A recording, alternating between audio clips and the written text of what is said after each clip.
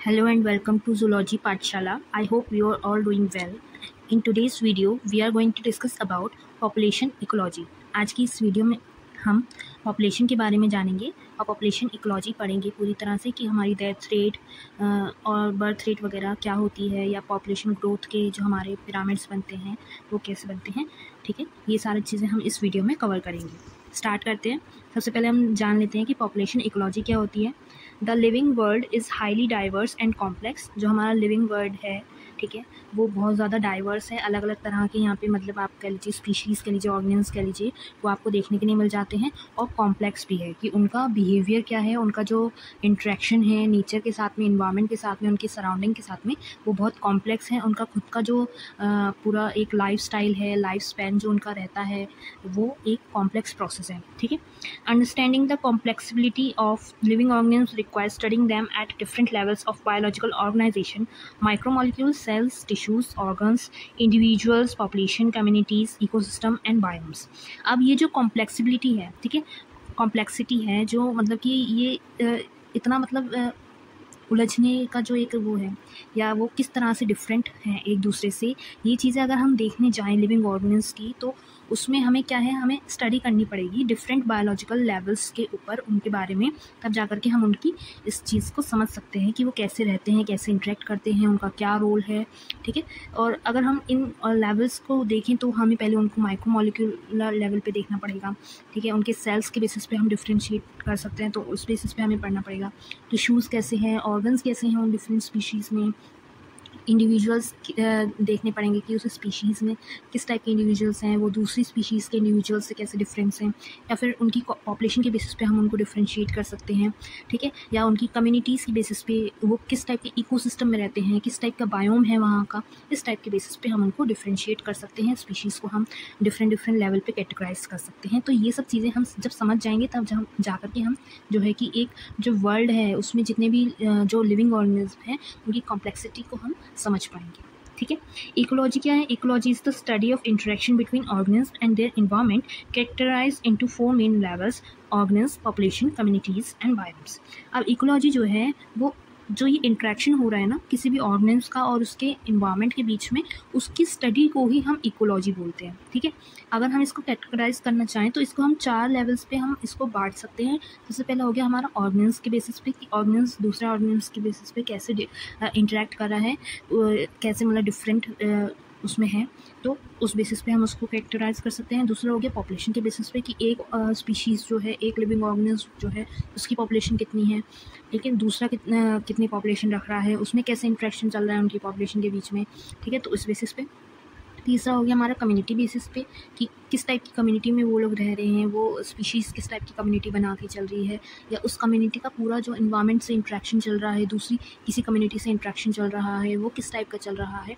ठीक है, और फोर्थ लेवल हमारा हो गया हम बायोम्स के बेसिस पे इसको स्टडी कर सकते हैं कि वो टुंड्रा रीजन से आ गया। ठीक है, आपने पढ़े होंगे, मैंने बायोम्स पे एक वीडियो भी डाल रखी है, अगर आपको चाहिए हो तो मैं उसका लिंक दे सकती हूँ कमेंट सेक्शन में। आप उसको देखिएगा तो आपको बायोम्स भी समझ में आएंगे, उनकी अलग अलग जो डिफरेंट स्पीशीज़ होती हैं वो कैसे इंटरेक्ट कर रही हैं, उस बायोम के टेम्परेचर कैसा रहता है, तो वो सब चीज़ों के बेसिस पे हम इनको पूरा डिफरेंशिएट कर सकते हैं, इकोलॉजी को मतलब स्टडी कर सकते हैं इनकी। ठीक है ना, this document focuses on the population level of ecological studies. अब ये जो हम पूरा डॉक्यूमेंट पढ़ने वाले हैं, ये जो हम पूरी वीडियो बनाने वाले हैं, ये हमारी जो इकोलॉजिकल स्टडीज़ है, ठीक है, उसके बारे में होगी। किस टॉपिक पे? हमारा जो पॉपुलेशन लेवल है, ठीक है, किसी भी स्पीशीज़ का कह लो, या पॉपुलेशन लेवल हम कैसे कंसिडर कर रहे हैं, डेथ रेट, बर्थ रेट जो हम देखते हैं, या ग्रोथ ग्राफ जो हम देखते हैं, उस चीज़ पे हम इसको फोकस करके बनाएंगे। ठीक है, अब सबसे पहले हम देख लेंगे कि पॉपुलेशन को अगर हम डिफ़ाइन करना चाहें, कोई हमसे पूछे कि पॉपुलेशन क्या हो सकती है, पॉपुलेशन क्या है, ये चीज़ अगर आपको डिफ़ाइन करने के लिए आ जाए तो आप उसमें क्या लिख सकते हैं? A population is a group of individuals of the same species living in a specific geographical area, sharing resources and capable of interbreeding। वो क्या कह रहे हैं?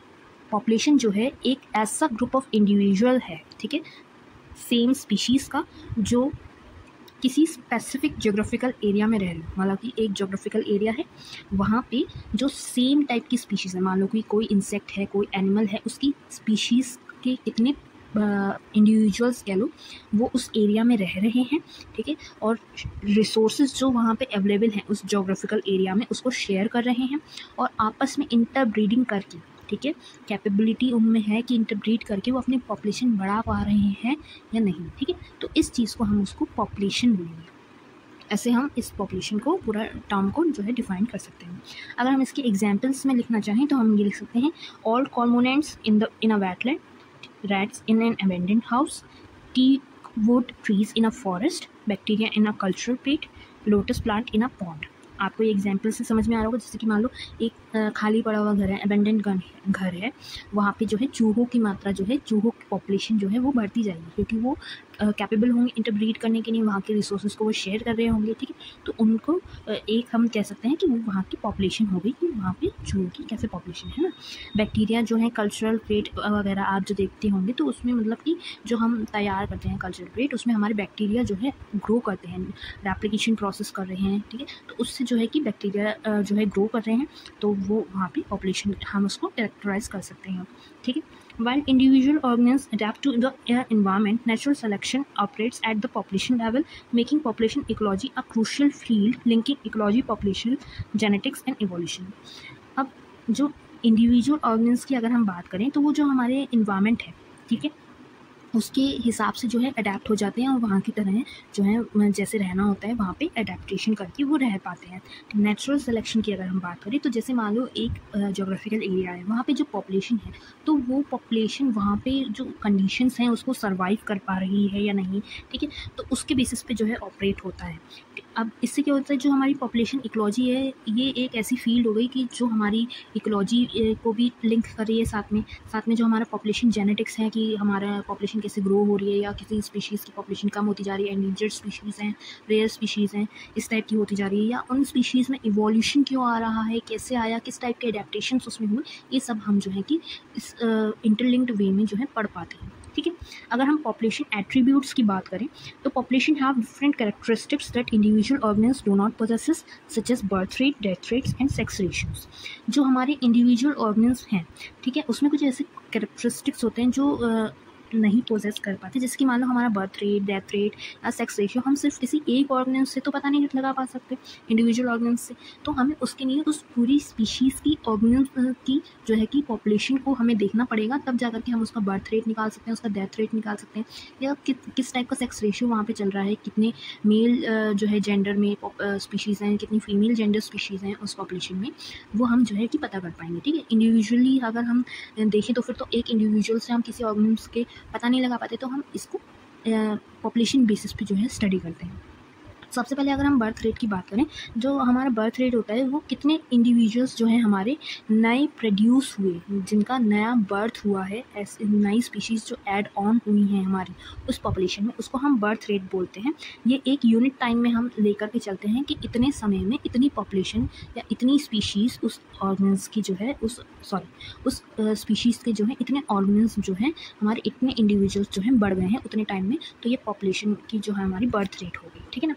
इसका फॉर्मूला भी देते हैं कि birth rate equals to number of births per unit time upon total size population, की टोटल साइज मतलब कि जो हमारा टोटल नंबर ऑफ पॉपुलेशन थी पहले, ठीक है, उससे हम जो न्यू इंडिविजुअल्स हमारे उस यूनिट टाइम में, जैसे कि मान लो 5 ईयर्स 10 ईयर्स लेके चल रहे हैं हम यूनिट टाइम, तो उतने साल में हमारे कितने जो है कि न्यू बॉन्ड्स जो हैं पैदा हुए हैं, न्यू स्पीशीज़ जो हैं ऐड ऑन हुई हैं, उसको हम डिवाइड करके चलेंगे। इन्होंने एक एग्जाम्पल के तौर पे हमें दे भी रखा है। अब अगर हम डेथ रेट की बात करें तो इसे हम क्या बोलते हैं, मोर्टेलिटी।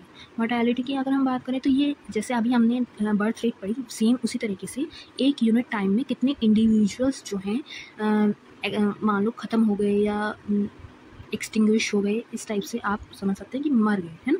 तो किसी भी स्पीशीज़ के अगर हम मॉर्टेलिटी निकालना चाहें तो उसमें हमें जहाँ जैसे हम ऊपर कर रहे थे कि टोटल पॉपुलेशन साइज़ है, ठीक है, और हमें किससे करना है कि जो हमारे नंबर ऑफ़ डेथ हुई है उस पर यूनिट टाइम में उसको हमें डिवाइड करना है टोटल पॉपुलेशन साइज़ से, ठीक है। जैसे मान लो अगर 4 इंडिविजुअल्स जो हैं एक लेबोरेटरी पॉपुलेशन में वो जो है कि 40 फ्रूट फ्लाइज में से मर गई, ठीक है, तो जो हमारी डेथ रेट आएगी तो हमारे 4 इंडिविजुअल्स मर गए, टोटल कितने थे, 40 थे, तो जब हम इसे डिवाइड करेंगे तो हमारा आंसर क्या है, 0.1 जो है हमारी डेथ रेट चल रही है कि हर साल कह लो या हर वीक जो है हमारे 0.1 इंडिविजुअल्स जो है फ्रूट फ्लाई के वो ख़त्म हो जाएंगे, ठीक है।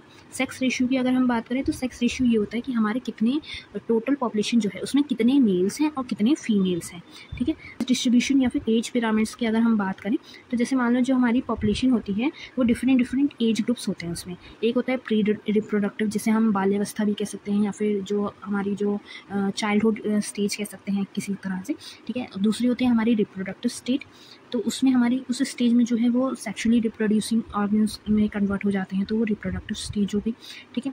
और एक होती है हमारी पोस्ट रिप्रोडक्टिव स्टेज, जिसमें हमारे जो है कि ओल्ड या फिर एडल्ट्स जो हैं वो आगे जो अब रिप्रोडक्शन का प्रोसेस नहीं कर सकते, जो डेथ रेट के नज़दीक है। तो इसके बेसिस पे जो है हमारी कुछ टाइप के एज पिरामिड्स जो है हमारे बनते हैं, ठीक है, इनकी परसेंटेज की बेसिस पे। अब ये एज पिरामिड्स कैसे होते हैं? सबसे पहला होता है हमारा एक्सपेंडिंग पॉपुलेशन। इसमें क्या होता है, जब हाई नंबर ऑफ इंडिविजुअल जो होता है वो यंग ग्रुप का होता है। यंग ग्रुप मतलब कि जो अभी चाइल्डहुड में ज़्यादा मात्रा के बच्चे हों, मतलब कि जो अभी रिप्रोडक्टिव स्टेज में नहीं पहुँचे हैं, चाइल्डहुड फेज़ में ही है, ऐसे इंडिविजुअल्स ज़्यादा पाए जाएँ उस पॉपुलेशन में, तो वो जो है कि हमारे एक्सपेंडिंग पॉपुलेशन आ जाती है। इसमें जो है ग्रोथ जो है रैपिडली हो रही है। इस चीज़ का पता लगता है कि जो नंबर ऑफ़ इंडिविजुअल्स हैं वो ज़्यादा मात्रा में बढ़ता जा रहा है, क्योंकि भाई देखो, चिल्ड्रंस जब ज़्यादा मात्रा में हैं तो मतलब कि ग्रोथ जो है बढ़ी। 2 पेरेंट्स हैं, उनके 4 चिल्ड्रंस हैं, तो यहाँ पे ग्रोथ बढ़ गई ना। अगर 2 पेरेंट्स हैं, उसका एक ही चिल्ड्रन है, तो मतलब कि वहाँ पे ग्रोथ क्या हो रही है, कम हो रही है ना। तो यहाँ पे यंग इंडिविजुअल्स क्योंकि ज़्यादा हैं, तो फिर ये रैपिड ग्रोथ को शो कर रहा है, एक्सपेंडेशन को शो कर रहा है। दूसरी हमारी होती है स्टेबल पॉपुलेशन। इसमें क्या होता है, nearly equal number of young, middle age and old individuals. जो हमारे यंग लोग होंगे और मिडिल एज्ड लोग होंगे या फिर ओल्ड एज्ड जो इंडिविजुअल्स होंगे, उनका जो नंबर होगा वो एक बराबर ही होगा, लगभग जो है कि बराबर मात्रा में ही होगा, ठीक है ना। जैसे कि आप इस फेज़ में देख सकते हो कि अगर मान लो 3 ब्लॉक्स हमारे ओल्ड इंडिविजुअल्स हैं, तो वो 2 ब्लॉक्स में ही हमारे जो है कि मिडिल एज्ड वाले जो है कवर अप कर ले रहे हैं, ठीक है। और तीसरा हमारा टाइप का होता है डिक्लाइन पॉपुलेशन। डिक्लाइन पॉपुलेशन में क्या होता है कि जो हमारी एल्डरली इंडिविजुअल्स हैं वो ज़्यादा हैं और जो हमारे यंग इंडिविजुअल्स हैं वो कम हैं, तब जो है कि हमारी जो है डिक्लाइन पॉपुलेशन होती है। जैसे अभी मैंने आपको बताया था कि 2 एल्डर्स हैं, उनका सिर्फ एक ही चाइल्ड है और उस चाइल्ड का भी कोई और चाइल्ड नहीं हुआ आगे चल कर के, तो क्या ये डिक्लाइन होती जा रही है, पॉपुलेशन जो है कम होती जा रही है, ठीक है। तो ये डिक्लाइन पॉपुलेशन का पिरामिड जो है ये ऐसे बनता है। अगर हम पॉपुलेशन डेंसिटी की बात करें तो पॉपुलेशन डेंसिटी वो नंबर होता है किसी भी स्पीशीज़ के इंडिविजुअल्स का जो उस यूनिट एरिया में रह रहे हैं। मान लो कि एक हमारा घर है, ठीक, उस घर में कितने मेंबर्स रह रहे हैं, वो हमारा जो है कि पॉपुलेशन डेंसिटी हो गई, ऐसे समझ लो, है ना। जैसे मान लो एक बहुत बड़ा सा फॉरेस्ट है, फॉरेस्ट का एक कॉर्नर है, कॉर्नर में जो है कि कितनी ट्रीज़ हैं या कितने एलिफेंट्स रह रहे हैं, जिराफ्स रह रहे हैं उस पूरे एरिया में, वो हमारे पॉपुलेशन डेंसिटी हो गई उस स्पीशीज़ की, ठीक है ना। इसको हम जो है कि टोटल नंबर से रिप्रेजेंट कर सकते हैं या परसेंटेज कवर से रिप्रेजेंट कर सकते हैं कि उन्होंने कितना एरिया जो है कवर कर रखा है, कितना बायोमास उन्होंने कवर कर रखा है, इसके बेसिस पे हम इसको एक्सप्रेस कर सकते हैं। जैसे उन्होंने एग्जाम्पल के तौर पर दे रखा है, the population density of Siberian cranes at Bharatpur wetlands में be fewer than 10 while chlamydomonas in a pond में भी इन मिलियंस। जैसे पॉपुलेशन डेंसिटी अगर हम देखें भारतपुर वेटलैंड्स में जो हमारे सिबेरियन क्रेन्स हैं उनकी शायद 10 ही होगी, ठीक है। लेकिन अगर हम क्लाइमेडोनोस की जो हमारी स्पीशीज़ देखें तो वो उस पॉन्ड में जो है कि मिलियंस ऑफ नंबर्स में जो है कि पाई जा सकती है। तो इस टाइप से पॉपुलेशन डेंसिटी जो है वो स्पीशीज़ में वेरी कर जाती है कि स्पीशीज़ के मुताबिक जो है कि पॉपुलेशन डेंसिटी जो है डिफरेंट होगी, ठीक है। अगर हम इसको मेज़र करना चाहें पॉपुलेशन डेंसिटी को, तो उसकी भी उन्होंने कुछ फार्मूला दे रखे हैं। जैसे कि अगर हमें एब्सोल्यूट पॉपुलेशन डेंसिटी अगर हमें निकालनी है तो हमें जो है सारे इंडिविजुअल्स को काउंट करना पड़ेगा, काउंटिंग ऑल इंडिविजुअल्स। जैसे कि हमने मान लो जो हमारी एक फॉरेस्ट है उसमें कितने नंबर ऑफ़ ट्रीज़ है, सबको हमने काउंट कर लिए, तो हमें पहले एब्सोल्यूट पॉपुलेशन डेंसिटी हमें मिल गई, ठीक है, सारे इंडिविजुअल्स को काउंट करके।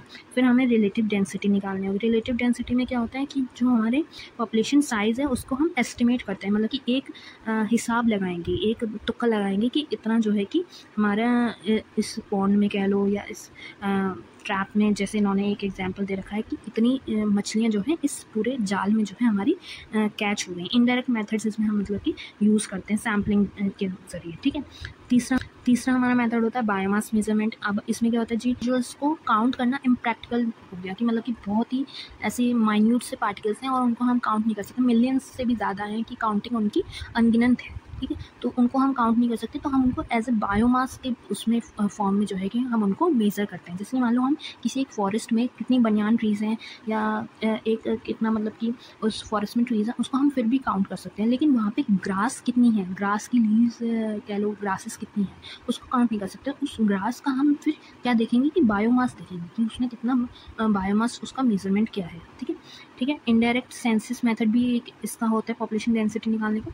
इसमें क्या होता है, जब हमारे डायरेक्टली हम उनको काउंट ना कर पाए इंडिविजुअल्स को, ठीक है, तो हम इनडायरेक्ट सेंसस मेथड यूज़ करते हैं। जैसे कि मान लो कि हमने जो टाइगर पॉपुलेशन है, उन्होंने एक एग्जांपल दे रखा है, उसको एस्टिमेट करा, उसको मतलब कि हिसाब लगाया किससे, उसके पग मार्क से या फिर फीकल पैलेट से, कि इतने जो है जगह पे हमें जो है टाइगर के पंजों के निशान मिल रहे हैं या टाइगर के जो हमें फीकल पैलेट्स मिल रहे हैं, तो उसके हिसाब से हमने हिसाब लगाया कि इतनी पॉपुलेशन इस एरिया में जो है होगी। ठीक है। जब क्योंकि भाई टाइगर को हम ऐसे इंडिविजुअली तो गिन नहीं सकते, सिमिलर टाइप के ऑर्गेनिल्स दिखते हैं, फिर वाइल्ड एनिमल्स के केसेस में हमारे थोड़ा सेफ्टी पर्पस भी रह जाता है। तो इस हिसाब से हम जो है कि उनकी जो पग मार्क्स होते हैं या फीकल पैलेट्स होते हैं, उनको देख करके हम जो है कि एक इनडायरेक्टली हिसाब लगा लेते हैं, एस्टिमेट कर लेते हैं कि उनकी पॉपुलेशन इतनी रहेगी। ठीक है। तो ये था हमारा पॉपुलेशन डेंसिटी। अगर हम पॉपुलेशन स्टडी का सिग्निफिकेंस देखें कि ये करना ज़रूरी क्यों है या क्या फ़ायदा रहता है इससे, तो हम पॉपुलेशन की स्टडी करके जो स्पीशीज़ का सर्वाइवल है या उसमें किस टाइप का एडेप्टेशन आया है, इसको हम समझ सकते हैं। इन्वायरमेंटल इम्पैक्ट कैसा होगा उस स्पीशीज़ का, कि मान लो कोई स्पीशीज़ बहुत ज़्यादा बढ़ रही है या कोई स्पीशीज़ बहुत ज़्यादा कम होती जा रही है उसकी पॉपुलेशन, तो उसका इन्वायरमेंट पे कैसा असर पड़ेगा, इस टाइप का हम समझ सकते हैं। जो हमारी वाइल्ड लाइफ कंजर्वेशन है, उसको हम करवा सकते हैं कि कोई स्पीशीज़ हमारे लिए बहुत रेयर है, इंपॉर्टेंट है, एंडेंजर्ड स्पीशीज़ है, तो उनके लिए हम प्रोग्राम्स वगैरह, एक्ट्स वगैरह कंडक्ट करा सकते हैं, चला सकते हैं, जैसे कि हम उनको कंजर्व करवा पाएँ। ठीक है। जो हमारे रिसोर्स मैनेजमेंट प्लान्स हैं, तो उनको हम सस्टेनेबली मैनेज कर पाएँ, उनको हम अच्छे से चला पाएँ।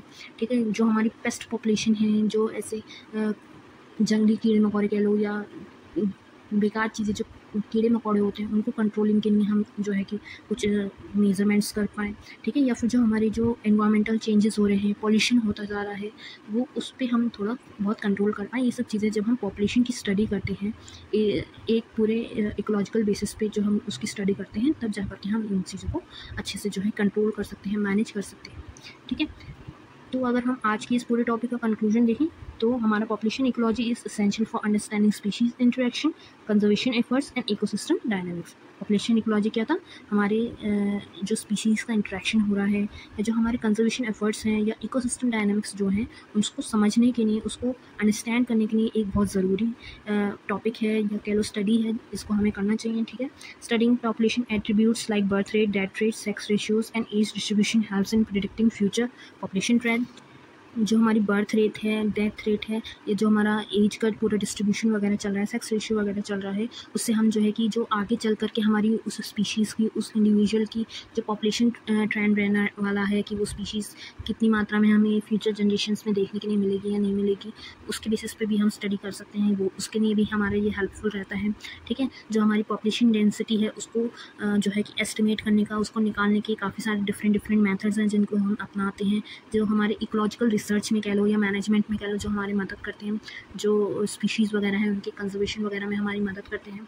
ठीक है। और जो हमारी जो पॉपुलेशन स्टडीज़ हैं, ये जो इकोलॉजिकल स्टडीज़ हैं, वो हमारी जो इवोल्यूशन आ रहा है टाइम टू टाइम, जो एडेप्टेशन कर करके स्पीशीज़ जो हैं इवॉल्व कर रही हैं। ठीक है। या फिर जो हमारे इन्वायरमेंटल चेंजेस हो रहे हैं, जो हमारे जेनेटिकली जो स्पीशीज़ हमें न्यू देखने के लिए मिल रही हैं, या पुरानी स्पीशीज़ में कुछ एंसेस्ट्रल जो हम स्टडीज़ कर रहे हैं, उसमें जो है हमारी हेल्पफुल रहती हैं।